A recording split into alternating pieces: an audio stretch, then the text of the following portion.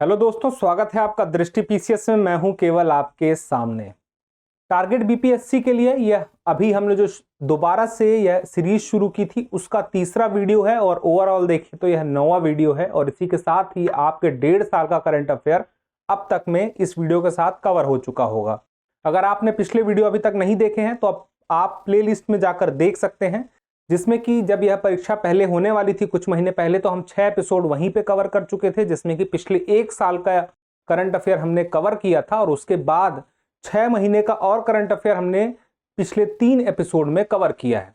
इसके साथ ही हमने अभी हाल ही में जो उत्तर प्रदेश पीसीएस की परीक्षा हुई थी उसमें भी करंट अफेयर के लिए सीरीज चलाई थी, जिसमें कि यूपीपीएससी के पेपर के लिए तैयार किया गया था करंट अफेयर सीरीज। तो उसमें भी आप राष्ट्रीय अंतर्राष्ट्रीय संबंधित जितने भी कैटेगरी हैं उनसे जुड़े हुए वीडियो वहां पर भी आप देख सकते हैं। उसकी लिंक भी हम आपको प्रोवाइड करा देंगे डिस्क्रिप्शन में, आप वहां पर जाके उसे अच्छे से देख सकते हैं।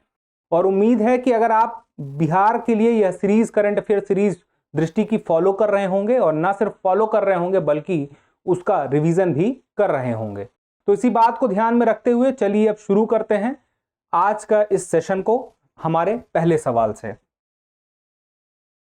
हाल ही में नीति आयोग के उपाध्यक्ष सुमन बेरी द्वारा जारी इंडिया इनोवेशन इंडेक्स 2021 में बिहार का स्थान है। तो बिहार का स्थान कितना है? 15वां। और यह इंडेक्स का नाम क्या है? याद रखिएगा, इंडिया इनोवेशन इंडेक्स 2021 किसके द्वारा जारी की जाती है? तो याद रखिएगा, नीति आयोग जारी करता है इंडिया इनोवेशन 2021 और वर्तमान में इसके उपाध्यक्ष नीति आयोग के जो हैं उन्होंने जारी किया है। नाम क्या है उनका? सुमन बेरी। सुमन बेरी के बारे में हम पिछले वीडियो में चर्चा भी कर चुके हैं। अब यह जो इंडेक्स है इसका मुख्य उद्देश्य क्या है कि राज्यों के बीच में इनोवेशन को लेकर क्या प्रतिस्पर्धा तैयार हो सकती है उसको ध्यान में रखते हुए यह इंडेक्स जारी किया गया है। अब इसमें 15वें स्थान पर तो है बिहार, लेकिन पहले स्थान पर कौन सा है? तो कर्नाटक जो है पहले स्थान पर है, पहला है। तो बड़े राज्यों में 17 बड़े राज्यों में पहले स्थान पर है कर्नाटक और उस पर 15वें स्थान पर है बिहार। और उसके अलावा जो पूर्वोत्तर और पहाड़ी राज्य हैं उसमें पहले स्थान पर कौन सा है? मणिपुर। उसके अलावा जो केंद्र शासित प्रदेश है उसमें पहले स्थान पर कौन है? चंडीगढ़ है। तो इन तीनों को हमने देख लिया है। आगे देखते हैं कि हाल ही में बिहार के किस जिले में क्लाइमेट चेंज लर्निंग लैब का उद्घाटन किया गया है? तो हाल ही में पटना में क्या बना है? Climate change learning lab. यह लर्निंग लैब जो है ना सिर्फ बिहार में पहली बार बना है, इस प्रकार का लैब पूरे भारत में पहली बार इस तरह का लैब बना है, क्लाइमेट चेंज लर्निंग लैब। और यह क्यों बना है? बिहार में पर्यावरण से संबंधित जो भी चेंजेस हो रहे हैं, पर्यावरण परिवर्तन हो रहा है, जलवायु परिवर्तन हो रहा है, उस जलवायु परिवर्तन का अध्ययन करने के लिए इसे तैयार किया गया है। तो यह क्यों तैयार किया गया है? क्योंकि 2015 में जो पेरिस जलवायु समझौता हुआ था उसी वक्त यह बात तय कर दी गई थी कि भारत में और भी अन्य देशों में भी क्लाइमेट चेंज लर्निंग लैब खुलेंगे। तो उस हिसाब से देखा जाए तो यह पहला है। इसके बाद अभी 2, 3, 4 अभी और खुलने बाकी हैं। आगे देखते हैं, दुनिया की सबसे ऊंची सड़क उमलिंगला पर पहुंचने वाली सबिता महतो बिहार के किस जिले की निवासी हैं? तो बिहार की छपरा की हैं। उनका नाम क्या है? सबिता महतो। इन्होंने क्या कारनामा किया है कि दुनिया की सबसे ऊंची सड़क है। अब यह दुनिया की सबसे ऊंची सड़क कौन सी है उसका नाम याद रखिएगा कि दुनिया की सबसे ऊंची सड़क है उमलिंगला। अब यह उमलिंगला कहां पर है? यह उमलिंगला है पूर्वी लद्दाख के उमलिंगला दर्रे में। मतलब कि पूर्वी लद्दाख जो भारत का हिस्सा है उसमें जो उमलिंगला दर्रा है वहां पर मौजूद है यह उमलिंगला सड़क और यह दुनिया की सबसे ऊंची सड़क है। इस बात को ध्यान में रखते हुए आपको याद रखना है बिहार की सविता यहां पर पहुंचने वाली पहली महिला बनी है। अब आगे देखते हैं, एक प्रश्न और यहां से बन सकता है कि इस सड़क का निर्माण किसके द्वारा किया गया है? तो इस सड़क का निर्माण सीमा सड़क संगठन, यानी कि इसी को क्या कहा जाता है? BRO, सीमा सड़क संगठन के द्वारा इसका निर्माण किया गया है। अब आगे देखते हैं, राष्ट्रीय एमएसएमई पुरस्कार 2022 में, एमएसएमई मतलब क्या?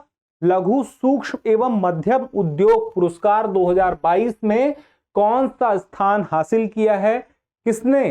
किसकी बात हो रही है? बिहार की। तो बिहार ने दूसरा स्थान हासिल किया है, क्योंकि बिहार में औद्योगिकरण की बात की जाए तो वहां पर उद्योगों का विकास मुख्य रूप से जो हुआ है, बड़े उद्योगों का नहीं बल्कि पिछले कुछ समय से सूक्ष्म लघु एवं मध्यम उद्योगों का तेजी से विकास हुआ है। और उसी क्रम में, उसी पुरस्कार में बिहार को दूसरा पुरस्कार प्राप्त हुआ है। और पहले की बात करें तो पहले स्थान पर है ओडिशा। ठीक है, अगला है, अब इसमें कुछ चीजें और जान लीजिए। जैसे दो बातें तो आपको पता ही होनी चाहिए कि बिहार में उद्योगों को बढ़ावा देने के लिए अभी जिस स्कीम की वजह से यह पुरस्कार प्राप्त हुआ है वह कौन सी है? तो मुख्यमंत्री उद्यमी योजना 2018 में शुरू की गई थी बिहार सरकार में नीतीश कुमार के द्वारा। और इसी का असर है कि बिहार ने इस पुरस्कार में, एमएसएमई पुरस्कार में दूसरा स्थान प्राप्त किया है। तो अब बात आती है कि इस योजना के लाभार्थी कौन लोग हैं जिन्हें उद्यम करने में सहायता प्राप्त होगी? तो एससी वर्ग, एसटी वर्ग, पिछड़ा वर्ग, अत्यंत पिछड़ा, सामान्य और महिला, लगभग सभी के लिए यह योजना यहां पर आपको दिखाई दे रही है कि मिल रही है। तो इसके अलावा अन्य भी कुछ शर्तें होंगी, उनकी बात अगर की जाएगी तो गहराई की बात होगी, लेकिन कम से कम इतनी बातें आपको पता होना जरूरी है। आगे देखते हैं, बिहार के किस युवा ने रेसलिंग में वर्ल्ड हेलीवेट, याद रखिएगा, वर्ल्ड हेलीवेट टैग टीम चैंपियनशिप का खिताब जीता है? तो नाम क्या है? रुद्र राहुल कुशवाहा। ठीक है, अगला, हाल ही में बिहार के किस युवा ने चक्रासन करते हुए वेट होल्डिंग में अपना नाम एशिया के बुक ऑफ रिकॉर्ड में दर्ज कराया है? किसमें दर्ज कराया है? इस नाम को याद रखिए, इसका नाम है Asia book of record. Asia book of record में नाम दर्ज किसने कराया? बिहार के प्रिंस कुमार ने।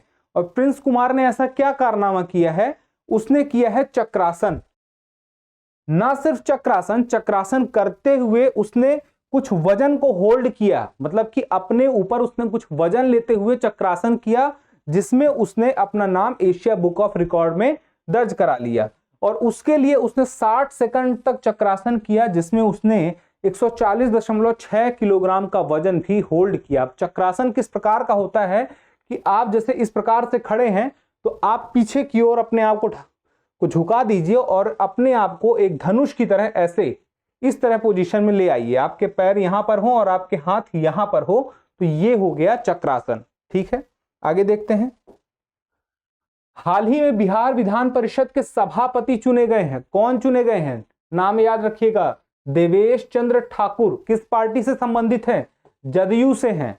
इसके अलावा आपको याद रखना है कि बिहार विधान परिषद की बात हो रही है, विधानसभा की बात नहीं हो रही। तो विधान परिषद के अध्यक्ष सभापति चुने कौन गए हैं? देवेश चंद्र ठाकुर। इन्हें निर्विरोध चुना गया है, इस बात को याद रखिएगा, निर्विरोध चुना गया है। अब बात आती है विधान परिषद की। तो विधान परिषद के बारे में, इसकी संरचना और गठन के बारे में जो जानकारी हमें मिलती है वह मिलती है संविधान के अनुच्छेद 171 में। तो क्या बात कही गई है? सदस्यों की संख्या कितनी होनी चाहिए विधान परिषद में?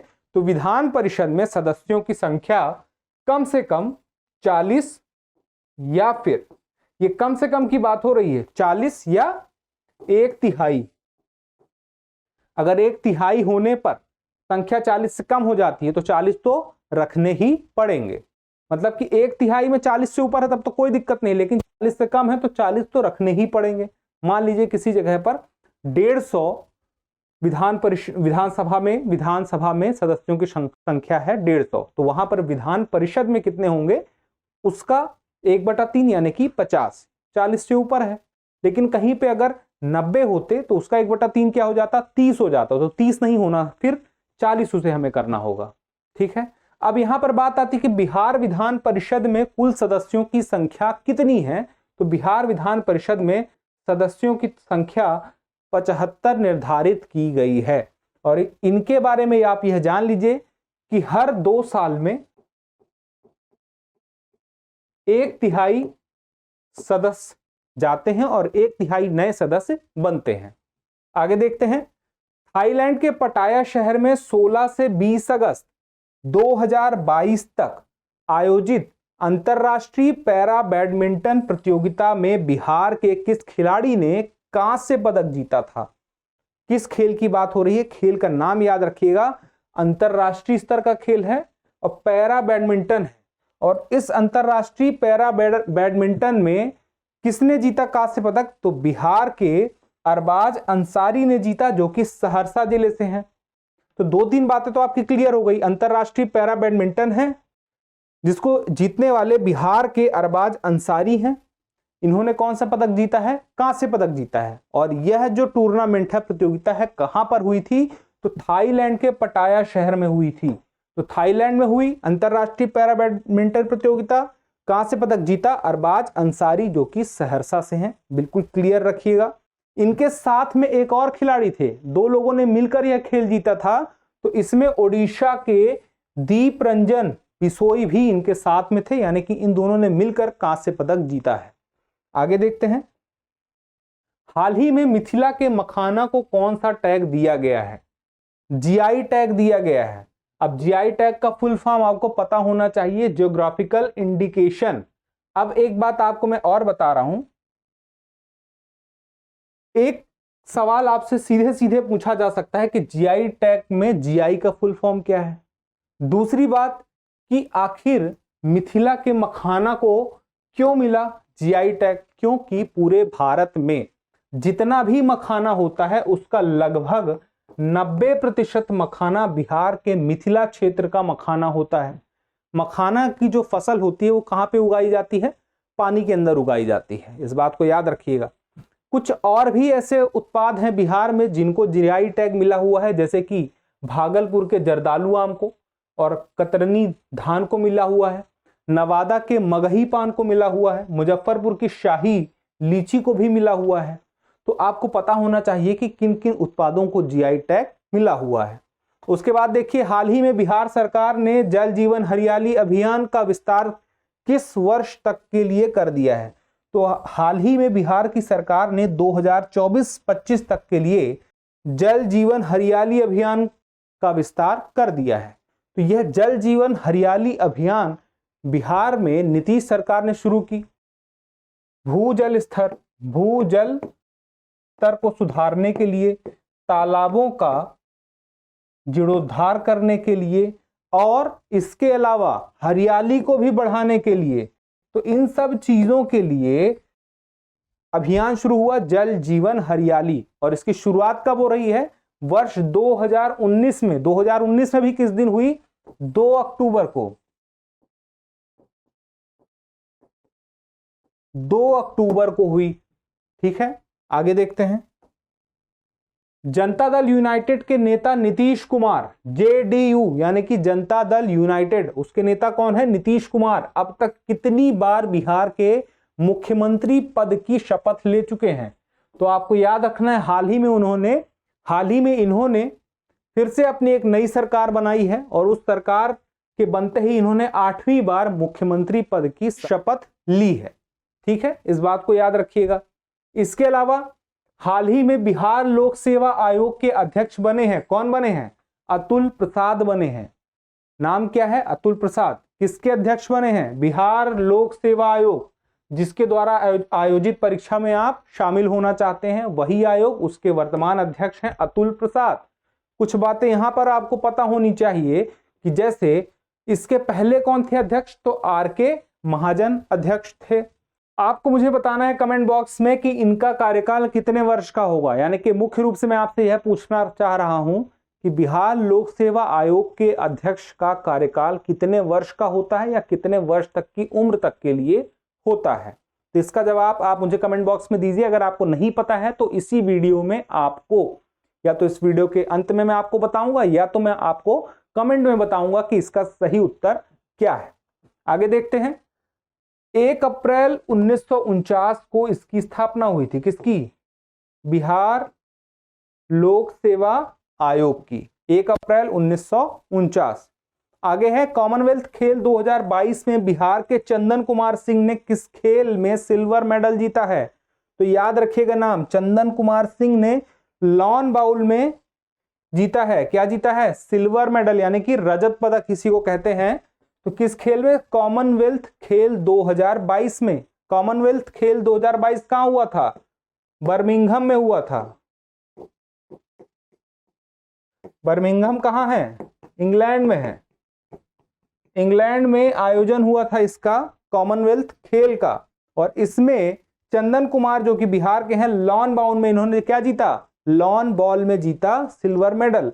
अब लॉन बॉल होता क्या है कि घास का एक मैदान होगा जिसमें हाथ से बॉल को आगे बढ़ाना होगा, और जिसकी बॉल बाकी लोगों की बॉल से ज्यादा आगे एक जगह तक पहुंचानी होती है, उस जगह के जितनी करीब होगी वह उसका विजेता होगा।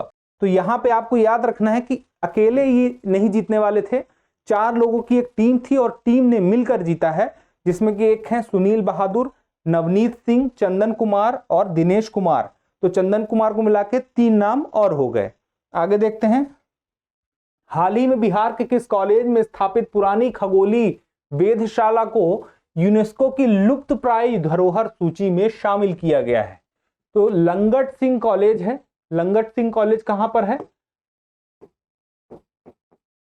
मुजफ्फरपुर में है। तो मुजफ्फरपुर में लंगट सिंह कॉलेज जो है वहां पर एक प्रयोगशाला बनाई गई। किस प्रकार की वेधशाला है ये? सॉरी, प्रयोगशाला नहीं, वेधशाला बनाई गई। खगोलीय अध्ययन के लिए एक वेधशाला बनाई गई और इसका निर्माण हुआ था वर्ष 1916 में। इसी क्षेत्र के विद्यार्थियों को अध्ययन करने के लिए यह बनाया गया था, लेकिन इसके बाद रखरखाव अच्छे से नहीं हुआ। यहाँ पे जो मौजूदा इंस्ट्रूमेंट्स थे, यहाँ की जो दीवारें थी, यहाँ का जो ढांचा था, वह अच्छी स्थिति में अब नहीं है। तो उसी को बेहतर स्थिति देने के लिए फिलहाल यह दर्जा दिया गया है। आगे देखते हैं ग्लोबल जेंडर गैप रिपोर्ट 2022 में भारत की रैंक है 135वीं। कितने देशों में? यहां पे गलत लिखा है, 146 देशों में भारत की रैंक कितनी है? 135वीं। और रिपोर्ट का नाम क्या है? Global gender gap report. इसमें पहले स्थान पर कौन सा देश है? तो आइसलैंड है फर्स्ट पोजीशन में, और लास्ट पोजीशन अफगानिस्तान, यानी कि 146वें नंबर पे अफगानिस्तान है। आपने बहुत सारे रिपोर्ट इंडेक्स देखे होंगे जिसमें अफगानिस्तान की स्थिति काफी निराशाजनक है, सबसे खराब है। अब बात आती है कि ग्लोबल जेंडर गैप रिपोर्ट इसको कौन जारी करता है? तो वर्ल्ड इकोनॉमिक फोरम द्वारा इसे जारी किया जाता है। अब इसमें 4 प्रमुख ऐसे आयाम हैं जिनके आधार पर इसे तैयार किया जाता है। एक तो हो गया आर्थिक भागीदारी और अवसर। किसके लिए? महिलाओं के लिए। जेंडर गैप रिपोर्ट यानी कि महिला और पुरुष के बीच में जो गैप है, उस गैप को पाटने के लिए, यह दिखाने के लिए कि वर्तमान में स्थिति क्या है, कितना अंतर है, और यह अंतर समय के साथ वर्ष दर वर्ष कितना महिलाओं एवं पुरुषों के बीच में कम होता जा रहा है। तो ग्लोबल जेंडर गैप रिपोर्ट में 4 कौन कौन से ऐसे आयाम हैं जिन्हें देखा जाता है? आर्थिक भागीदारी और अवसर, शिक्षा का अवसर, स्वास्थ्य एवं उत्तरजीविता, राजनीतिक सशक्तिकरण। तो ये प्रमुख 4 बातें हैं। आगे देखते हैं, भारत की सबसे बड़ी तैरती सौर ऊर्जा परियोजना किस राज्य में शुरू की गई थी? तो यह शुरू की गई थी तेलंगाना के रामागुंडम में। अब तेलंगाना के रामागुंडम में यह शुरू की गई। कितने मेगावाट क्षमता? 100 मेगावाट क्षमता इसकी है। अब बात आती है कि यह जो सौर ऊर्जा परियोजना है किसके द्वारा शुरू की गई है? तो एनटीपीसी के द्वारा शुरू की गई है, और एनटीपीसी की स्थापना वर्ष 1975 में हुई थी, और वह 2010 में एनटीपीसी क्या बन गया? महारत्न कंपनी। 2010 में महारत्न कंपनी बन गई एनटीपीसी। और एनटीपीसी नहीं, तैरती सौर ऊर्जा परियोजना को रामागुंडम तेलंगाना में शुरू किया है। तो यह जो परियोजना है, यह परियोजना पानी के ऊपर, जो सोलर पैनल लगे हुए हैं, तो किस नदी के पानी के ऊपर लगे हुए हैं? अगर आपको पता है तो इसका उत्तर आप कमेंट बॉक्स में जरूर दीजिएगा।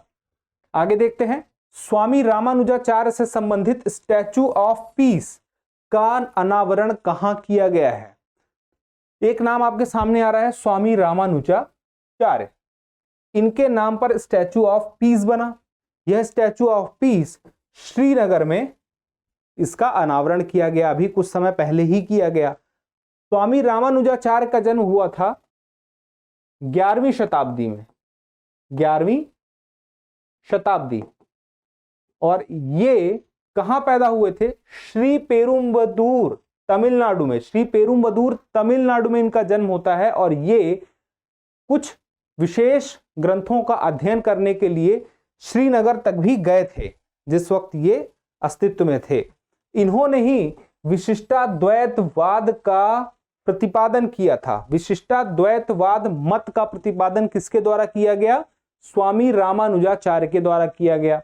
आगे देखते हैं, राष्ट्रीय खाद्य सुरक्षा अधिनियम यानी कि NFHS के कार्यान्वयन के लिए राज्य रैंकिंग सूचकांक 2022 में पहले स्थान पर है। तो पहले स्थान पर कौन सा राज्य है? ओडिशा। किस मामले में? राष्ट्रीय खाद्य सुरक्षा अधिनियम के कार्यान्वयन, यानी कि भारत के सभी राज्यों में राष्ट्रीय खाद्य सुरक्षा अधिनियम का कार्यान्वयन जो हो रहा है उसके तहत सबसे बेहतर कार्यान्वयन किस राज्य में हो रहा है, इस बात को बताने वाला यह रैंकिंग सूचकांक है जिसमें बताया गया है कि ओडिशा का प्रदर्शन सबसे बेहतर है।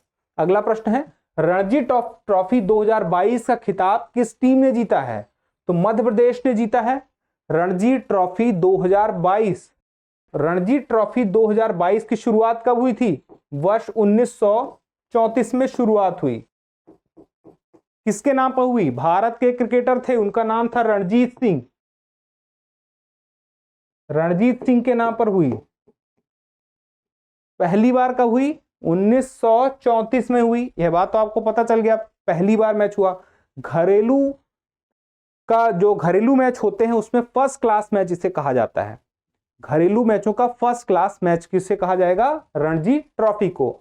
यह शुरू किसके नाम से हुई? रणजीत सिंह के नाम से हुई। और जो मध्य प्रदेश ने अभी 2022 में यह खिताब जीता है, किसे हराकर जीता है? मुंबई को हराकर जीता है। और अपने आप में एक बड़ी बात है क्योंकि मुंबई 41 बार रणजी ट्रॉफी जीत चुकी है अब तक में। 1934 से लेकर अभी तक सबसे ज्यादा रणजी ट्रॉफी जीतने वाली कोई टीम है तो उसका नाम है मुंबई। 41 बार उसने जीते हैं और उसे हराकर मध्य प्रदेश ने यह खिताब अपने नाम कर लिया है। आगे देखते हैं, I2U2 में शामिल देश हैं भारत, इजराइल, UAE और USA। ये 4 देश हैं जो अंतरराष्ट्रीय स्तर पर आपस में जुड़े हुए हैं। किस नाम से? I2U2। पहली बार कब ये मिले? 2021 में मिले और उसके बाद अभी 2022 में भी ये फिर से मिले और इनका नाम क्या रखा? I2U2, यानी कि इंडिया I1 और एक हो गया इजराइल, तो हो गया I2 और U2 मतलब UAE और USA, U2 इसी से बना है I2U2।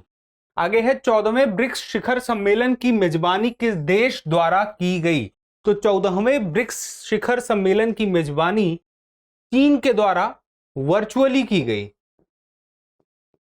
वर्चुअली की गई है चीन के द्वारा, ठीक है। अब चीन के राष्ट्रपति कौन है?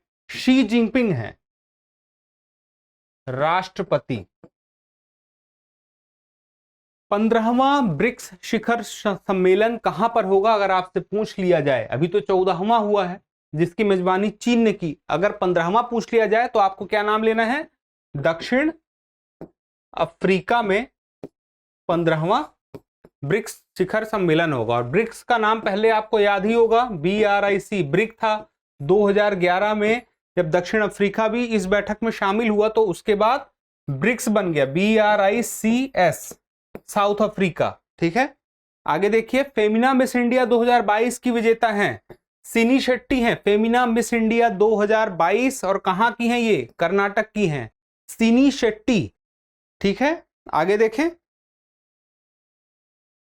हेनले पासपोर्ट सूचकांक 2022 में भारत का स्थान है। भारत का स्थान कितने देशों में? 199 देशों की सूची में भारत का स्थान 199 में। अब यहां पे देखिए कि हेनले पासपोर्ट सूचकांक जारी करता कौन है, तो ये आपको पता होना चाहिए कि immigration consultancy Henley and partners के द्वारा जारी की जाती है। अभी हाल ही में यह सूची जनवरी 2022 में पहले भी जारी की गई थी और इस दौरान यानी कि अभी जो जारी हुई है कुछ मंथ पहले उसमें 87वां, और इसके भी पहले जनवरी 2022 में जब हुई तो यहां पे उसका स्थान कितना था? यहां गलत लिखा है 83वां स्थान था। मतलब स्थान में अभी गिरावट भी दर्ज की गई है।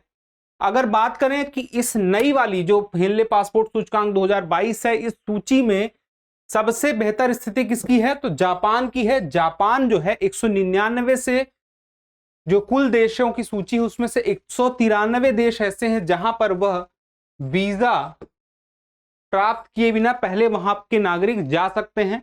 अगर उनके पास जापान का पासपोर्ट है तो वहां पहुंच सकते हैं। उस पासपोर्ट में इतनी ताकत है कि 193 देशों में वहां पर जाकर वो वीजा प्राप्त कर सकते हैं।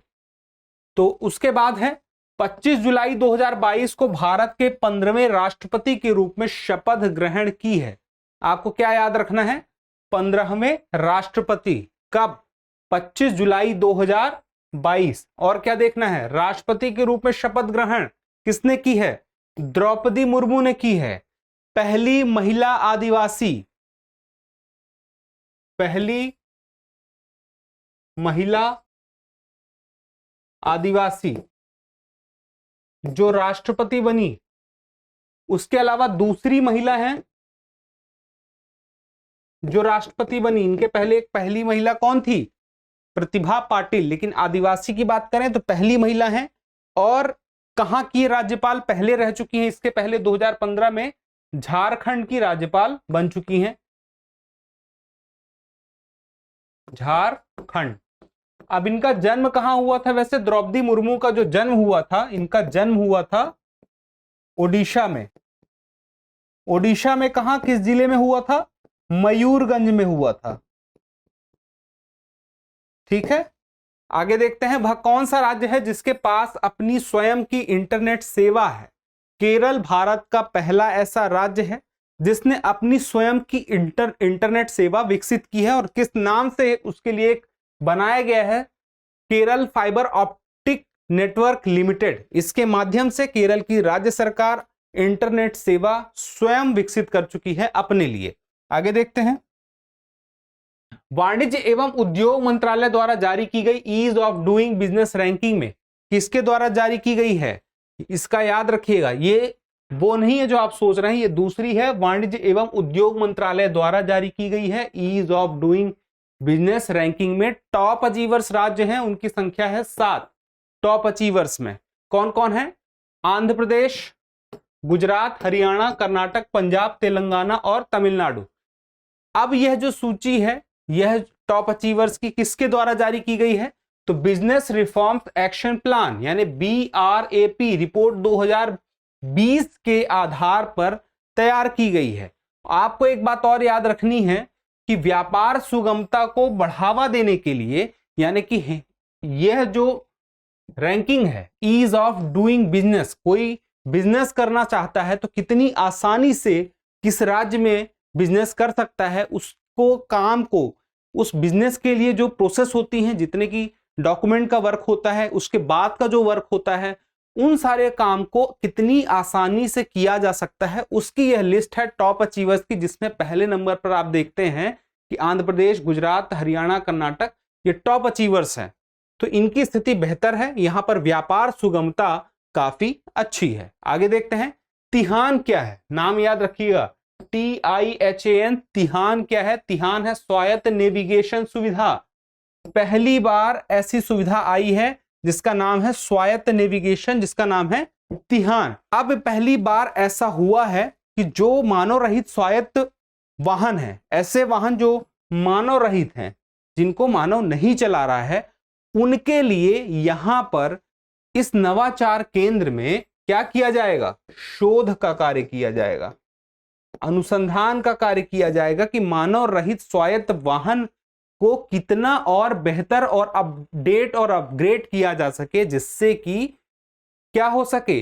नेविगेशन की समस्या ना हो उन वाहनों में। और यह किसके द्वारा किया गया है? विज्ञान और प्रौद्योगिकी मंत्रालय के द्वारा तिहान की स्थापना की गई है।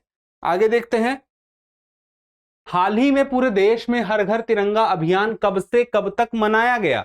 इसी वर्ष 2022 में क्या हुआ है?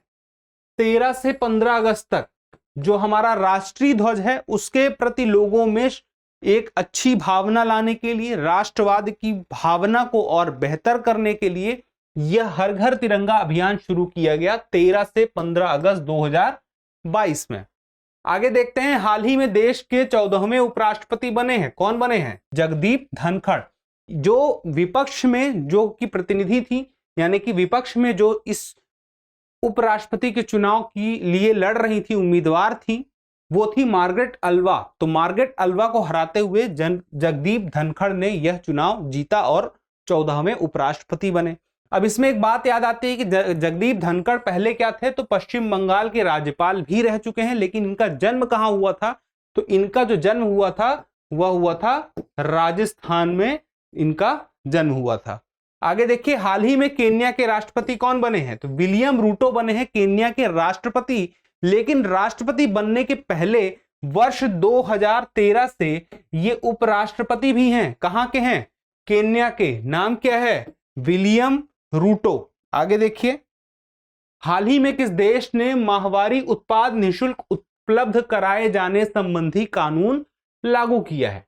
ऐसे उत्पाद जिनका संबंध किससे है, माहवारी से है, महिलाओं की, उससे जुड़े हुए जो उत्पाद हैं उन्हें निःशुल्क कहां उपलब्ध कराया जाएगा, स्कूल में, कॉलेज में, और उसके अलावा विश्वविद्यालय में, और जो सरकारी संस्थान हैं उन स्थानों पर निःशुल्क उपलब्ध कराया जाएगा माहवारी उत्पाद। इसके लिए कानून पास किया गया है। कानून का नाम क्या है, पीरियड प्रोडक्ट एक्ट।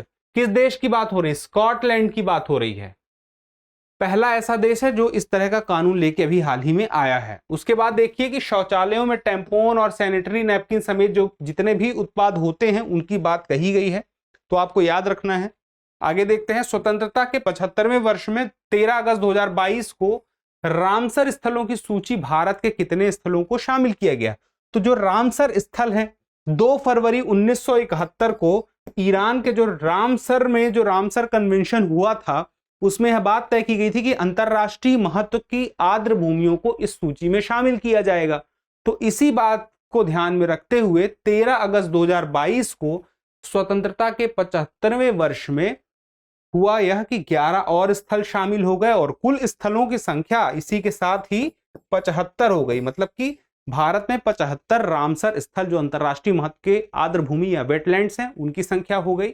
अब बात आती है कि इन 75 कुल जो हो गए, अभी 13 अगस्त को तो 11 हुए, लेकिन कुल संख्या हो गई 75। जैसे 3 अगस्त को भी 10 और शामिल हुए थे, उसके पहले भी कुछ और शामिल हुए थे, तो कुल 75 हैं, लेकिन 13 अगस्त को 11 शामिल हुए। और इन 75 में सबसे ज्यादा संख्या रामसर स्थल की किस राज्य में है, तो वह है तमिलनाडु में है 14 और उत्तर प्रदेश में है 10। इस बात को याद रखना है। उसके अलावा आपको यह बात याद रखनी है कि ओडिशा से कितने हुए थे, टापरा झील, हीराकुंड जलाशय, अंशुपा झील, यशवंत सागर मध्य प्रदेश, चित्राकुटी पक्षी, सुचिंद्रम, वडुवुरु, कंजीकुलम, ये कहाँ के हैं, तमिलनाडु के हैं। तो ये आप नाम देख सकते हैं, इसका स्क्रीनशॉट ले सकते हैं, जिन्हें 13 अगस्त को शामिल किया गया है रामसर स्थल में। किस राज्य से कौन से हैं और कितने हैं ये आपको पता होना चाहिए, अभी जो नए नए आए हुए हैं। इसके अलावा 3 अगस्त को भी कुछ नए नाम शामिल हुए थे, वो 10 नाम ये हैं। आखिरी का नाम आपको दिख नहीं रहा होगा, तो सिरपुर वेटलैंड है मध्य प्रदेश में, उसकी बात है। उसके ऊपर के 9 नाम आपको दिख रहे होंगे, आप स्क्रीनशॉट भी इसका और इसके पहले वाले का ले सकते हैं। अब आगे देखते हैं, भारत के 49वें प्रधान न्यायाधीश बने हैं, यानी कि प्रधान न्यायाधीश को क्या बोलते हैं, chief justice of India, chief C justice J of India I, CJI। कौन बने हैं, जस्टिस UU ललित। अब आप मुझे बताइए कि UU ललित का पूरा नाम क्या है। अगर आपको नाम पता है तो अच्छी बात है, नहीं पता है तो एक बार देखिए कमेंट बॉक्स में चेक करिए, पता है तो जरूर कमेंट करिएगा, इससे पता चलता है कि आप कितने एक्टिव हैं। अब आगे देखते हैं, न्यायमूर्ति। अब एक बात और इसी प्रश्न में एक बार देख लीजिए कि 49वें प्रधान न्यायाधीश की बात की गई है, तो संविधान में प्रधान न्यायाधीश के होने, चीफ जस्टिस ऑफ इंडिया के होने की बात किस अनुच्छेद में की गई है, तो संविधान के अनुच्छेद 124(1) में कहा गया है कि जो एक सर्वोच्च न्यायालय होगा उस सर्वोच्च न्यायालय का एक चीफ जस्टिस भी होगा। अब आगे देखते हैं, इसी से जुड़ा हुआ एक और तथ्य कि न्यायमूर्ति SM सीकरी जो 1971 से 1973 तक चीफ जस्टिस ऑफ इंडिया रहे के बाद UU ललित ऐसे दूसरे मुख्य न्यायाधीश बने हैं जो बार से पदोन्नत होने वाले न्यायाधीश हैं। यह भी आपको याद रखना है। इसके पहले वह अगस्त 2014 से न्यायालय के, इसी सर्वोच्च न्यायालय के न्यायाधीश भी हैं। इस बात को भी आपको याद रखना है। अगला है 12 अगस्त 2022 को सामाजिक न्याय और अधिकारिता मंत्री डॉक्टर वीरेंद्र कुमार द्वारा भिक्षावृत्ति के उन्मूलन के लिए किस पहल की शुरुआत की गई? तो भिक्षावृत्ति के उन्मूलन के लिए एक पहल शुरू हुआ है, उस पहल का नाम क्या है? स्माइल 75। याद रखिएगा, स्माइल 75 जहां आया तो आपको पता चल जाना चाहिए कि इसका संबंध है भिक्षावृत्ति के उन्मूलन के लिए। और किस मंत्री के द्वारा किया गया है? तो सामाजिक न्याय और अधिकारिता मंत्री के द्वारा इस पहल की शुरुआत की गई है। आगे देखते हैं, हाल ही में प्रधानमंत्री आवास योजना शहरी को कब तक के लिए बढ़ा दिया गया है? तो इसे दिसंबर 2024 तक के लिए बढ़ा दिया गया है। लेकिन इस योजना की, यानी कि प्रधानमंत्री आवास योजना शहरी की शुरुआत किस वर्ष हुई थी और कब हुई थी? तो आपको याद रखना है 17 जून 2015 को हुई थी। कब तक के लिए? 31 मार्च 2022 तक के लिए। और लक्ष्य यही था कि आजादी का जो स्वतंत्रता वर्षगांठ 75वीं मनाई जाएगी, तब तक में शहर में जितने भी लोग हैं जिनके पास घर नहीं है, उनके लिए प्रधानमंत्री आवास योजना के तहत घर उपलब्ध कराया जाएगा बहुत ही कम दाम में। अब बात आती है यहां पर कि अभी तक उस लक्ष्य को प्राप्त नहीं किया जा सका है, इस वजह से समय इस योजना की और सीमा बढ़ा दी गई है और दिसंबर 2024 तक के लिए इस स्कीम को बढ़ा दिया गया है। अब आगे देखते हैं, भारतीय सेना और ओमान की शाही सेना के मध्य किस संयुक्त सैन्य अभ्यास के चौथे संस्करण का आयोजन हुआ? तो चौथा संस्करण हुआ है किसके किसके मध्य? देखिएगा, एक तो हो गई भारतीय सेना और दूसरी ओमान की शाही सेना। भारतीय सेना और ओमान की सेना, और इसका नाम क्या है? इसका नाम है अल नजाह। आगे देखते हैं, भारतीय रेलवे सुरक्षा बल यानी कि आरपीएफ द्वारा रेल यात्रियों की 24 घंटे सुरक्षा के लिए कौन सा अभियान शुरू किया गया? अभियान का नाम है, याद रखिएगा, ऑपरेशन यात्री सुरक्षा। अभियान का नाम क्या हो गया? ऑपरेशन यात्री सुरक्षा। और ऑपरेशन यात्री सुरक्षा का काम क्या हो गया कि यात्रियों की 24 घंटे सुरक्षा। कहां के यात्रियों की? जो ट्रेन में सफर करने वाले यात्री हैं, जो रेल यात्री हैं। और इन रेल यात्रियों की सुरक्षा के लिए शुरू करने वाला ऑपरेशन यात्री सुरक्षा अभियान किसने शुरू किया? तो वह है रेलवे सुरक्षा बल के द्वारा, यानी कि आरपीएफ के द्वारा शुरू किया गया। आगे देखते हैं, इट्स अ वंडरफुल लाइफ के लेखक हैं, इट्स अ वंडरफुल लाइफ पुस्तक है और उसके लेखक हैं रस्किन बॉन्ड। रस्किन बॉन्ड जो हैं ब्रिटिश भारतीय व्यक्ति हैं और इनका जो पहला उपन्यास था रूम ऑन द रूफ, इसको भी आपको याद रखना है क्योंकि रस्किन बॉन्ड बहुत ही चर्चित व्यक्तित्व हैं, भारत में रहते हैं और इनका जन्म जो है हिमाचल प्रदेश के कसौली में हुआ था। और इनका जन्म कब हुआ था? 19 मई 1934 को हुआ था। आपको याद रखना है, इन्होंने कुछ प्रमुख पुरस्कार भी प्राप्त किए हैं, जैसे कि साहित्य अकादमी पुरस्कार 1992, पद्मश्री 1999 और पद्म भूषण 2014। और कोई महत्वपूर्ण बात जो इन्हें रस्किन बॉन्ड के बारे में आपको पता है तो आप जरूर बताइएगा। अब आगे देखते हैं, हाल ही में किस स्वतंत्रता सेनानी के घर को लंदन में ब्लू प्लैग का दर्जा दिया गया? प्रश्न क्या है? किस स्वतंत्रता सेनानी को किसका दर्जा? ब्लू फ्लैग का दर्जा दिया गया। नाम क्या है? दादा भाई नौरोजी को। दादा भाई नौरोजी को के घर को जो लंदन में है उसको ब्लू फ्लैग का दर्जा दिया गया। ब्लू फ्लैग का मतलब यह हुआ ऐतिहासिक विरासत का दर्जा दिया गया, ऐतिहासिक विरासत का दर्जा दिया गया। ठीक है, इस बात को याद रखना है। और इन्हें क्या कहा जाता है? इन्हें grand old man of India के नाम से भी जाना जाता है। आपने इतिहास पढ़ा होगा तो उसमें यह बात भी पढ़ी होगी। कुछ और बातों को देख लेते हैं कि 1886 में फिन्सबरी क्षेत्र से पार्लियामेंट के लिए निर्वाचित हुए। ये कौन? दादा भाई नौरोजी। यूके में 1886 में फिन्सबरी क्षेत्र से पार्लियामेंट के लिए निर्वाचित हुए थे। उसके अलावा इन्होंने एक बुक लिखी थी, poverty and un British rule in India. इसी के अंदर धन के निष्कासन का सिद्धांत, धन के निष्कासन का सिद्धांत मौजूद है। इसी में इन्होंने यह जो थ्योरी है इस किताब में किस प्रकार से उन्होंने बताया कि अंग्रेज भारत का धन यहां से ले जाकर वहां पर उपयोग कर रहे हैं। या यहां से ले जा रहे हैं और भारतीयों का जो पैसा है वह भारतीयों से लेकर के अपने देश में ले जाकर उसे इकट्ठा कर रहे हैं। यह बात इस किताब में दी गई है, उसका एक प्रोसेस बताया गया है, उसे अच्छे तरीके से समझाया गया है। इसके साथ ही आपको याद रखना है कि वर्ष 1886 और 1906 में 2 बार ये भारतीय राष्ट्रीय कांग्रेस, भारतीय राष्ट्रीय कांग्रेस, भारतीय राष्ट्रीय कांग्रेस के अध्यक्ष पद पर रहे। 1886 और 1906 2 बार भारतीय राष्ट्रीय कांग्रेस के अध्यक्ष पद पर रहे। इसके अलावा जो दयानंद सरस्वती थे उनके द्वारा प्रयोग किया गया सत्याग्रह प्रकाश में स्वराज शब्द है, उसका उपयोग भी इन्होंने 1906 में पहली बार किया था। इसके अलावा और कोई महत्वपूर्ण तथ्य जो कि दादा भाई नौरोजी से जुड़ा हुआ है तो आप कमेंट बॉक्स में उस पर डिस्कस जरूर करें, अच्छा रहेगा, आपको भी वह बात रिकॉल हो जाएगी। अब आगे देखते हैं। हाल ही में अमेरिका के किस चर्चित टेनिस स्टार ने संन्यास लेने की घोषणा की है? तो आपको नाम याद रखना है, सेरेना विलियम्स अमेरिका की, इन्होंने किससे संन्यास लेने की घोषणा की है? टेनिस से।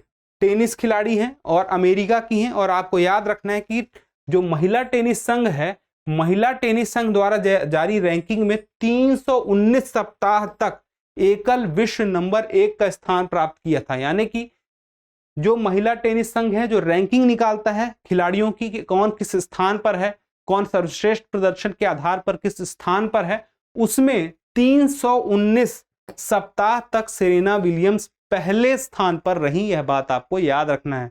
52 सप्ताह में तो 1 साल हो जाता है और यहां पे कितने सप्ताह हैं? 319 सप्ताह हैं। आगे देखते हैं।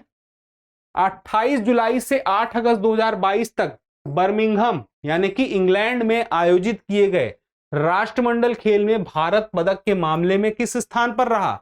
स्थान जो था वह था चौथा के पहले 3, 2 और 1 पे कौन है? तो 3 में है कनाडा, 2 में है इंग्लैंड और ऑस्ट्रेलिया पहले नंबर में। सबसे ज्यादा गोल्ड मेडल जीते हैं ऑस्ट्रेलिया ने, फिर इंग्लैंड ने, फिर कनाडा ने और फिर भारत ने।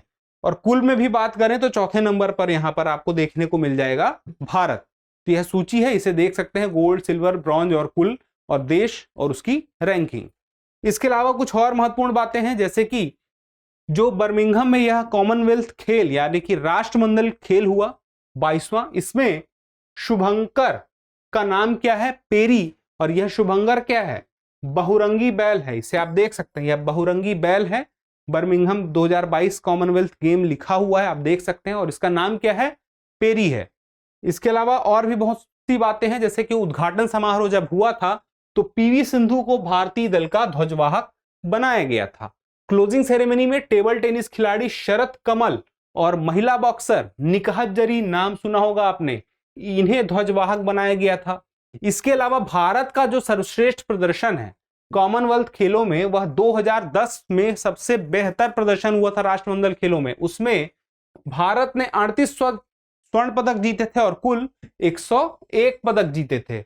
अभी जो हुआ है आप देख सकते हैं कितने जीते हैं? 61 जीते हैं। लेकिन 2010 वाले में कितने जीते थे? 101 पदक। और स्वर्ण कितने जीते थे? 38। अब इस बार 2022 के कॉमनवेल्थ खेल में सबसे पहले स्वर्ण पदक किसने जीता था? तो मीराबाई चानू ने जीता था। बताइए कमेंट बॉक्स में, मीराबाई चानू का संबंध किस खेल से है? कौन सा खेल खेलती हैं? क्या कार्य किया था जिसके लिए इन्हें स्वर्ण पदक मिला था? उसके बाद महिला क्रिकेट पहली बार शामिल किया गया था कॉमनवेल्थ खेलों में इस बार, और उसमें इंडिया टीम ने भी अच्छा प्रदर्शन करते हुए फाइनल तक गई, फाइनल खेला और फाइनल में आके रजत पदक जीता, क्योंकि फाइनल में ऑस्ट्रेलिया से हार गई। ऑस्ट्रेलिया ने कौन सा जीता? गोल्ड, यानी कि स्वर्ण पदक जीता। आगे देखिए, अब बात आती है कि कॉमनवेल्थ खेल यानी कि ये राष्ट्रमंडल खेलों की शुरुआत कब से हुई? तो 1930 से शुरुआत हुई। कहां से हुई? कनाडा के हैमिल्टन से शुरुआत हुई। यह राष्ट्रमंडल जो खेल है इसके कुछ नाम रहे समय समय पर, जैसे शुरुआत में इसका नाम ब्रिटिश एम्पायर गेम्स रहा, उसके बाद British Empire and Commonwealth Games रहा, उसके बाद ब्रिटिश कॉमनवेल्थ गेम्स रहा 1978 से, उसके बाद यही नाम चला आ रहा है जिसको अब कॉमनवेल्थ खेल या राष्ट्रमंडल खेल हम हिंदी से बोलते हैं।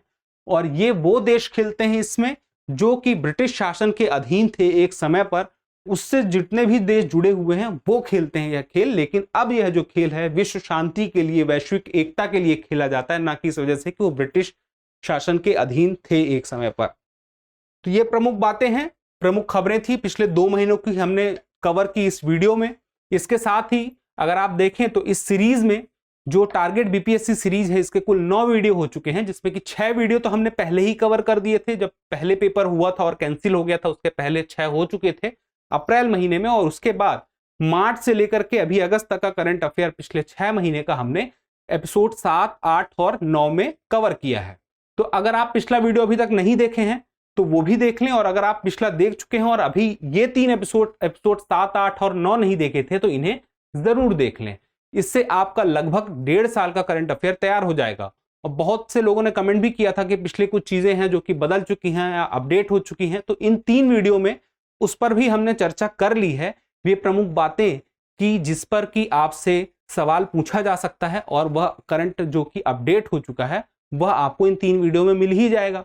तो अगर अभी तक आपने वीडियो नहीं देखे हैं पिछले, तो आप डिस्क्रिप्शन में जाकर के प्लेलिस्ट खोल सकते हैं और वहां से एक एक करके सारे वीडियो देख सकते हैं। और अगर आपने देख लिए हैं तो इसे रिवाइज करना ना भूलिएगा। स्पीड बढ़ा के देखिए, स्पीड बढ़ा के देखने में कोई दिक्कत नहीं है। जिस प्रकार से आपको आसान लगे, समझना मुश्किल ना हो, उस प्रकार से आप इसे देख सकते हैं, रिवाइज कर सकते हैं। और एक बात और कि एक यूपीपीसीएस का भी हमने प्लेलिस्ट निकाला था, जिसमें कि हमने लगभग मई महीने तक का, अप्रैल मई महीने तक का करंट अफेयर कुछ इस तरह से विभाजित किया था कि जैसे राष्ट्रीय, अंतरराष्ट्रीय, पर्यावरण, अवार्ड, खेल, तो इस प्रकार से भी हमने उसको डिवाइड करके बनाया था। तो वह प्लेलिस्ट भी मौजूद है डिस्क्रिप्शन में, उसे भी देख सकते हैं। तो इस प्रकार से आपके करंट अफेयर का रिवीजन हो जाएगा आसान, और आपकी परीक्षा के लिए होगा यह लाभदायी। इसी उम्मीद के साथ आपको ढेर सारी शुभकामनाएं। जल्द ही मिलते हैं किसी नए वीडियो में किसी नए टॉपिक के साथ। तब तक के लिए स्वस्थ रहें, मस्त रहें और पढ़ते भी रहें। धन्यवाद।